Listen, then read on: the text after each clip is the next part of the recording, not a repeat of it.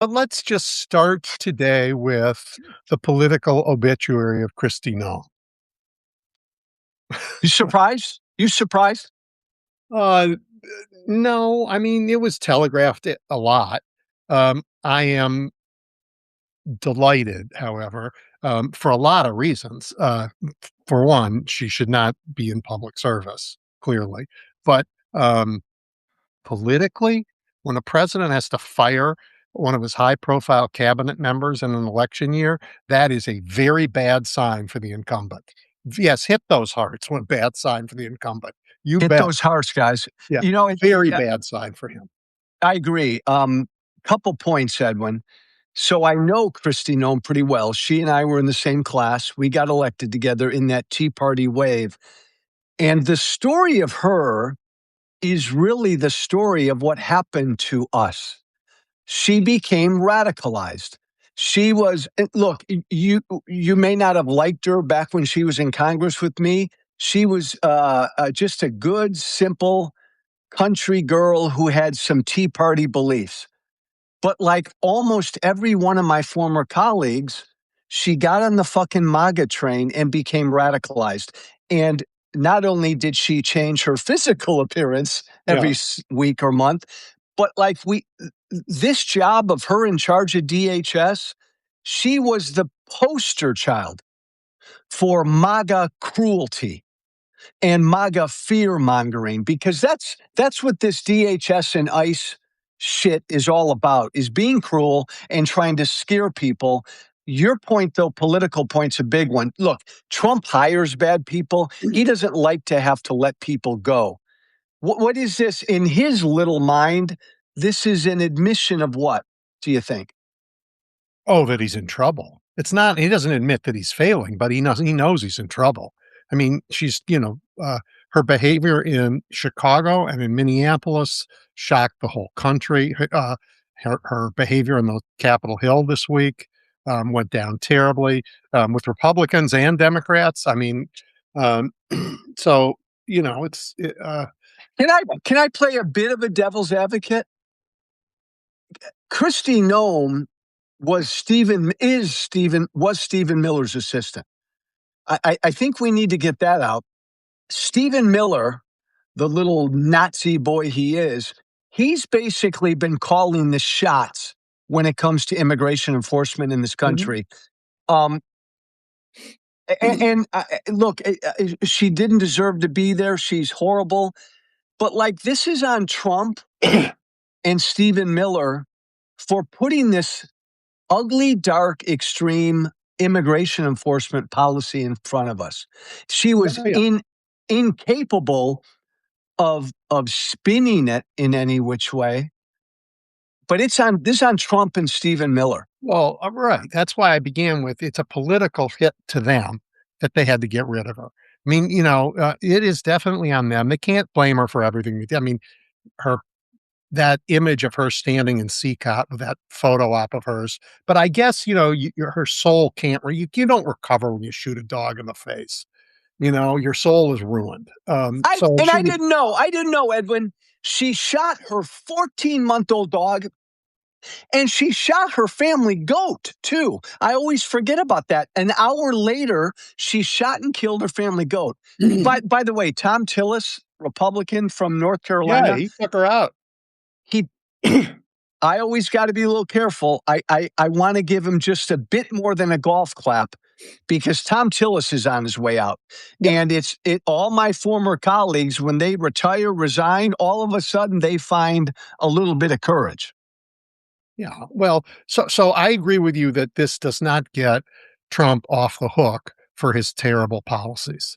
He's the guy in charge. He put her there, but he takes the hit for having one of his most visible cabinet members fired in an election year. So That then, yeah. so then why, knowing that, Edwin, because by the way, he's bringing on this knucklehead Mark, what's his last name? Wayne Mueller Mullen, Yeah. whatever his last name is. Uh, I don't think anything's going to change at DHS. So why take the political hit if you're Trump? Because every day she was costing him more. She was just that bad and that unpopular. She became inseparable from the toxic. I was a little surprised at the person he put in. I thought this job was gonna go to Ken Paxton, right? Well, we'll get to that in We'll a get to second. that. That's a great line. Yeah. Um, but to your point, knowing Christy Nome like I knew her, look at the difference. And this doesn't surprise me. Pam Bondi and Christy Nome, horrible, horrible, horrible. But Pam Bondi's capable. And when she sat down in every hearing she's been in, man, she fires right back. Again, all disgusting stuff. She doesn't answer questions, but she gives what for. Christy Nome is even incapable of that. I think that's what bothers Trump a lot too. Christy Nome is incapable of defending herself this week again in a congressional hearing. Say what you want about Pam Bondi, but she did what Trump wanted. She fired back. Christy Nome is incapable of that. Well, I'm gonna say about Pam what I want about Pam Bondi. Um, the Republicans, as well as the Democrats, subpoenaed her over the objection of the committee chair, Comer. So, I I don't know whether she shows up or not for that subpoena, but Hillary showed up, Bill showed up. I assume at some point she's gonna show up, and that's not a place where she can use, her Oppo research, because that's, closed doors, sit there and answer questions for a while under oath. I Under think oath. I think, she may not survive that. Under oath. So I think everything you said, Edwin, is right, which is why I still don't believe on God's green earth she's going to show up. Yeah, right? So that's gonna be really interesting if she now says, "I'm, not going," that, like, what do you do when somebody doesn't take your subpoena? Well, you send it to the Justice Department, right? With a prosecutor, and I'm not gonna prosecute myself. I mean, just looks bad from bad to worse. So, And and then the only thing the House could do is hold her in contempt, but I don't see this House doing that. I don't see it either, but the idea that she gets subpoenaed over the Epstein files and doesn't show up or there is I mean, they released a whole bunch more today because, oh, she really doesn't want this to happen. But I think their cover up there is so vast, and so they just, and this was their issue. This wasn't my issue. This wasn't a Democrat's issue. This was their issue. And oops, they looked at the files and guess who was there everywhere, and they had to change sides. So you and I are in our second half of life. We're probably in the middle of the third quarter. We've seen a lot politically. Yeah. The biggest Epstein story broke this week, and nobody's talking about it. Wall Street Journal reported yesterday that the Justice Department did, in fact, choose which of the Epstein files would be released. And the Wall Street Journal reported that the Justice Department went out of their way to try to keep Trump's name out of public viewing. Yep. Edwin, back in the day, this would be the biggest scandal ever. Presidents would be removed from office for stuff like this. Well, I It know did. that you guys, when back in the day, when you had oversight, and you would have made a lot of hay out of this. Which, I mean, I can't imagine that we would go to war in order to change the subject. But the timing of this war, there wasn't any reason that it was today or yesterday or the day before, you know. Yeah. We do have to talk about the war for a second. The arrogance is so breathtaking. And it's almost as breathtaking as the stupidity of, like, going to war without any plan. And we like any plan, like no plan to get the Americans who were over there to safety.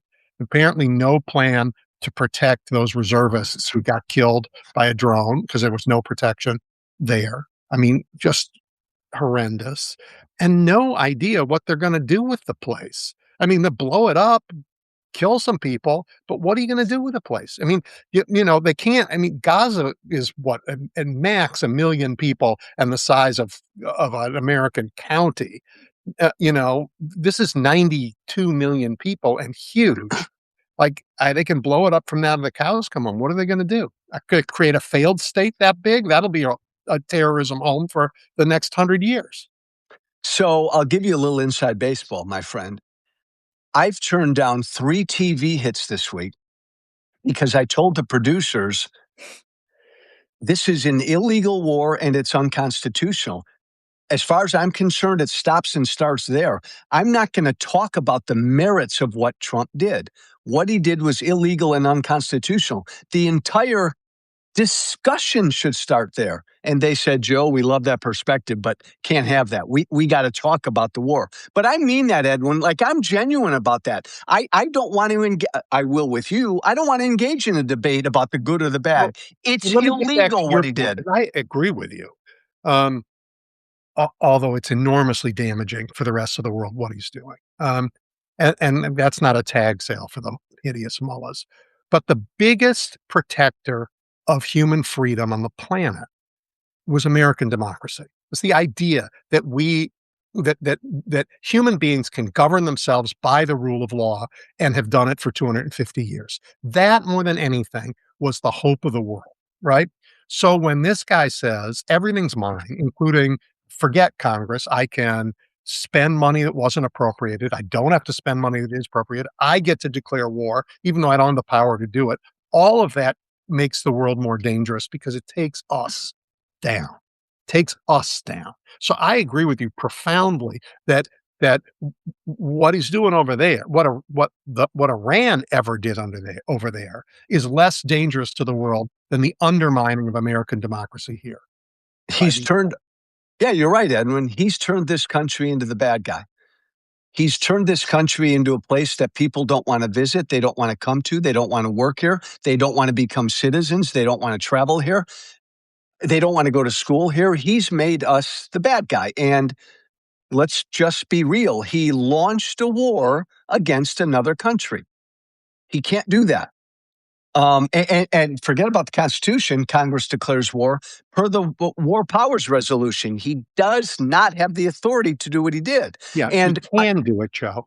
He can do it as he because he did do it, but he is not it's not legal power. It's an extra constitutional power, which makes it a tyrannical power. bingo. And I so fear, Edwin, because I'm hearing Democrats this week, Democratic members talking about it sucks, it's wrong, it's illegal, but I'm probably going to have to give them more money to fund it because look, Joe, we're already Chicken there. shit. I'm hearing that everywhere from Democrats. I hear it too. Chicken shit. You Absolutely chicken shit. they It's just cannot fund it. They cannot put a dime into this. well, I mean, the Senate voted not to take up a war powers resolution. The House is right behind them. But Yeah, he's asked for more money for more money. to carry this thing out. Yeah. Well, I hope that in answering his request, we put people before Congress and we ask them questions like, "For how long? For what purpose? How did you think about this? How will it end? What is the end game look like?" And let them answer those questions before they write them a blank check. And that would happen, Edwin, if Democrats controlled the House. Well, then they But that can't write them a blank check. They cannot give them a check for nothing. They can't do agreed. it. Agreed. You're so right. You're so spot on. Think about And they this, my will. friend. I agree with you. And they will. Think about this. What he did was illegal, unconstitutional. They don't know what they're doing. Why'd we do it? What's the end game? All of that. Edwin, and maybe you can correct me. I don't know of another president in my lifetime who committed an act like this and, in essence, started a war and didn't at least get before the American people and address to the American people to say why, to say what for, and to It's say never happened. I mean, George Bush, never. whose wars I did not like, went to Congress. He went to the Yes. UN for gosh sakes. Now they lied, but he went to the UN and he went before Congress and he got authority from Congress, which expired in December or was repealed in December. This guy gave a Castro-length State of the Union and didn't think this was worth mentioning. I mean, that alone, right, should bother Everybody. any American that he did this. And even if you believe in it, a president is obligated to get in front of the American people and say why. Six of our boys and girls have died. Tell us why. What did they die for? Because we don't know. Well, and the rest of our men and women in arms they should go fight, when they have to fight with the full support of the American people. And because of Donald Trump, they are over there doing stuff that half of the public thinks, more than half of the public thinks they shouldn't do. That puts them in a terrible place. I mean, all of it, it goes from bad to worse the more you think about it. And I'll tell you this on the war itself. Again, I engage with MAGA, hundreds of them every day. There are a number of MAGA folk, Trump supporters, who are pissed off about this. Yeah. But the vast majority are on board, which is just the latest reminder that the Trump vote was never predicated on any sort of issue. It was all about a adoration of this man. Yeah. Well, I agree with you. It's illegal. It's immoral. It does enormous damage to us for a president to take us into war this way. And this war is being um, prosecuted in an absolutely terrible way. They have uh, a target list, and our military is really great at that, and they're taking them out, and they're taking them out, and they're taking them out, and they will take them out. But a target list is not a strategy. A target list does not tell you how you're going to make the world a better place. And Israel had a target list in Gaza, and they sent troops in, right? And it's been what, 2.5 years, and they still have to say, well, we can't leave because Hamas is still here. They had 100% control for 2.5 years, obliterated the place and didn't achieve the objectives. How are we going to do it in Iran? Nobody's told us. Edwin, regime change. Oh yeah, Trump said this morning, I will have the say as who the next leader is. That's regime change. yeah. He's not going to do it. He can't do it, and he can't do it without troops on the ground, without millions of troops on the ground. And the Kurds, you send in the Kurds. Well, like I don't know why they want to get slaughtered again, but then you end up with a failed state with partition and something even worse. The man is a moron. And I I want will to I will see who's the ruler of Persia, for God's sake.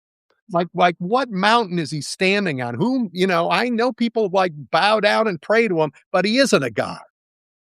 and I want to be on the record saying this, Edwin. And you probably are with me. I oppose what we did in Iran. It's illegal. It's unconstitutional. It's wrong. Yeah. I am off the charts pro-Israel. I am anti-Bibi and I am anti-war with Iran, but you can be that way and still be super pro-Israel. All thinking about the word, um, a lot of people say this, but you have to have multiple thoughts in your head at the same time if you're dealing with that part of the world, and that's just reality. And again, it's all. Maybe you were right when you started that it is literally a distraction from Epstein. And God, I by the hope way, not, but yeah, I hope not, but not just Epstein, Edwin. His numbers are in the tank. dang. He's staring at a blue tsunami. He single-handedly fucked up the economy. He's got mass federal thugs on our streets every day. He's right. He's in But let's bad go. shape at home. Let's go to the politics because we had an election this week. And in North Carolina, I want to say Roy Cooper got 825,000 votes in the Democratic primary, or spent in the Democratic primary, and Michael Whatley, was in a primary where 625,000 votes were cast. So, I mean, that's a third more votes for Democrats than Republicans. The energy is off the charts. In Texas, there was a county, Joe, called Starr County. It's a little county in Texas. Trump got 58% of the vote there not that long ago. Um, uh, Democrats got 96% of the votes cast between the two primaries there this time. I mean, just the energy is insane on our side. We want to vote. They want us to not vote, as they tried in Dallas County to start to cheat. But Okay, so here I'll bring some of my darkness to my friend's optimism. But before I do, somebody just said, Joe, I'm like you. I'm anti-war and I'm anti-Bibi and I'm pro-Jewish people. I'm not just pro-Jewish people. I'm pro-state of Israel. Let's be clear about that. Yes, we know that primary enthusiasm on the Democratic side is way, way beyond where Republican enthusiasm is. That's not unusual in that first midterm after a president gets elected, especially with this guy and everything he's done. I just don't want us to get over our skis because a general election electorate is much different. And everybody's gaga about Tallarico in Texas. Let me tell you something about Tallarico in Texas. This is a 36-year-old young man who's never had the full onslaught of Republican attacks against him. Texas is a red state. It's going to take a straight flush for Tallarico to win in Texas. And look, they're already firing on him. Nobody's ever really looked at Tallarico. They're already going to fire on him on stuff he said and where he, I liked both of them, Edwin, and you can shoot me down. I liked Tallarico and Crockett. I know you Tallarico, did. We talked about that last week. Yeah. I know, but what a lot of people overlooked, because she's a black woman, a tough black woman, and he comes across as more moderate, blah, blah, blah. He was much more progressive than Jasmine Crockett is when you look at her voting record. He's a liberal. He's on the left. And all I'm saying is Texas is going to have the chance to open up his file and go after him. It's going to be a difficult fight. I expect it to be a very difficult fight. Texas is, as you say, it's a red state.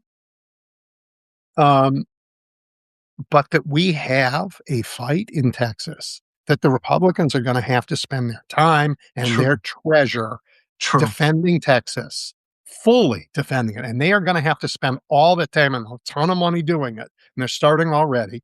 You know what? A nice political person, and it's true in war too, you want to fight on the other guy's turf. Yes. Right? Let's have this fight in Texas. Let's just have that, right? That's fine. Because Maine, oh gee, I don't know what to do. Maine, she's not gonna win. We're gonna take Maine. I think we're gonna take Ohio. I think we're gonna take North Carolina. It's gonna be, I can't believe it, but the Senate is a much closer game than ever. And only reason it's close is because this president is so terrible. He's gonna take them all. And by the way, everybody knows that. Edwin and I have been saying that for a long time. Democrats are going to win the House this year just because of Trump. They may well win the Senate just because of Trump. After the midterms, the Democrats got to do a gut check. Who are we? What are we? And present to the American people. But for the midterms, they don't. You're right, Edwin. The Senate is in play. I don't know the number offhand, but they've got to win kind of all of these that you just mentioned, maybe even Iowa included. Alaska could be competitive. Yep. They've got a real shot. And look what Trump's doing in Texas, right? Trump's trying to take away the vote of Republican primary voters in Texas. He doesn't want the runoff, so he's going to force one of the candidates out of the race, so that Cornyn is the guy, so that he's anointed. Let me stop you there for 1 second, because God almighty, your former party made a whole lot of saying Democrats don't have fair primaries. They, the party bosses are telling people who, okay, so Donald Trump doesn't even want an election. He wants to pick the candidates. So let's just say where it is. You know what? The slate of candidates going to run in this next election is Donald Trump's slate. Yes. There's not an inch of space between the Republican Party and Donald Trump going into this election. He's trying to do in Texas right now what any fascist or cult leader would do: take away the election. Edwin, I always bring this up. In my very short-lived presidential challenge to Trump in 2020, 2 weeks after I got into that primary, 2 weeks, 22 primaries and caucuses were just canceled. Donald Trump literally removed elections from 22 states. He's trying to do the same thing here in Texas. Yeah. Well, he is who he is. And Americans are waking up to it. And by the way, Texans will know this. And I know Texas is a red state, but Texas is a non-voting state, is what it is. And if people decide, you know what, I'm okay not voting when I have the right to vote, but if some asshole tries to take that right from me, I'm going to show up. If that happens, Texas isn't a red state anymore. Look, Edwin, if Democrats win Texas, they take back the Senate. Let's just be clear. I all I'm saying is there's and hit me over the head. Like the national media and the liberal media and white Dems, all experts all over the country, just like fell in love with Tallarico. I don't pay any attention to them. I know you don't. I know you don't. But what Washington has so little to do with our country. agreed. That's not the point. The point I'm making is that helped him win because it helped him raise a shitload of money. And I just want to caution he's utterly untested. And so No, I just Joe, be I agree with ready. I agree with you. But by the way, I don't just about that uh the liberal media fell in love with him and helped him raise money. White progressive folk all over the country. But that happened because the Trump administration tried to cancel him from Colbert. So Well, that right, helped, but no, this happened the minute he got into the race back in the fall. I mean, no, national people, because you know why? Because he was a young white guy who talked about religion and faith, and all the white progressives around the country thought, "Hey, this could do it." And they utterly overlooked how progressive his voting record is. That's all I'm saying. Republicans he's won't going to have a overlook it. very tough fight for sure. But Remember again, Beto O'Rourke, Edwin. he's not Beto O'Rourke. But I also think that we are in a time where, I mean, you and I have done. I don't know how many weeks you and I have been doing this meeting, and we have yet to really talk about questions of policy. Right? We are in a, and you and I are both capable of that, and we're actually both interested in that, but we aren't in that time. And No, right? So they can hit him over the head and say, well, he sort of is progressive on something or whatever they hit him over the head with. Yeah, I'm not sure it matters this cycle because this cycle is about Donald Trump and what he's done to America. I agree. You agree. The question is, does the average independent and even Republican in Texas agree with that? Because independents and Republicans in Texas have to vote for him. That's all. Uh, Yeah, yeah. I think it's going to be interesting. I mean, we're going to But, watch it. You and I also said this last time. You asked me if there was a state, other than my Chicago, where I've lived in my whole life, you where said that I Texas. like, and my answer was Texas. Yeah. I think Texas is a fabulous place, Yep. and it's going through some growing pains right now. Well, and you made one really good point when you started this topic. The switch in the Latino vote from 24 till yesterday, 2 days ago, Yep. profound. Right. So Trump can try and tell people they're not going to be allowed to vote. He's not going to get away with it. Ken Paxton did this thing, and their Supreme Court they did disenfranchise Dallas voters yesterday. They did. They did. And I'm not sure it was. It's a terrible thing. I'm not sure if it impacted the final result. It looked like it was a big enough. But it hurt. It hurt Crockett because that's her home Yeah, she would have county. done better. I don't know if she would have won, but Right.